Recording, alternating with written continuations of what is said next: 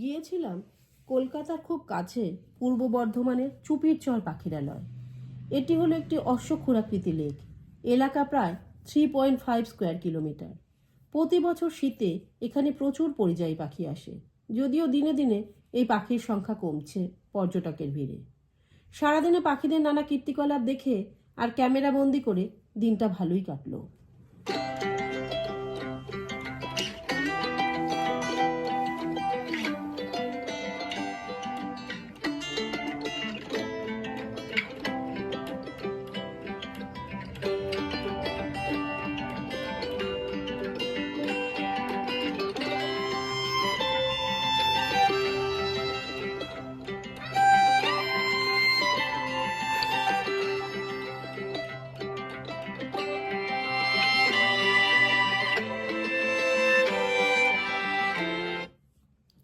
দুটো glossy ibis পাখির খুনসুটির মধ্যে কেমন যেন মিল খুঁজে পেলাম আমাদের মানুষের জীবনের সাথে।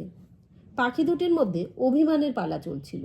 পরস্পরের দিকে পিছন ফিরে তাকিয়ে থেকে তারা যেন তাদের অভিমান প্রকাশ করছিল। উপভোগের সাথে সাথে ক্যামেরাও বন্দি হলো ঘটনাটি। একটা সময় পরে অভিমান ভুলে তারা আবার একসাথে খাবার খোঁজার কাজে মন দিল। কিন্তু অল্প কিছু সময় পরে একটা আইবিস হঠাৎ উড়ে চলে গেল, আর তার সেই উড়ে যাওয়ার দৃশ্যটির দিকে উদাস চোখে স্থির হয়ে তাকিয়ে রইল অন্য আইবিস পাখিটি। আমার এই দৃশ্যটা খুব অদ্ভুত লাগলো। কিছু সময় পরে সেও আবার তার খাবার খোঁজার কাজে ব্যস্ত হয়ে পড়ল।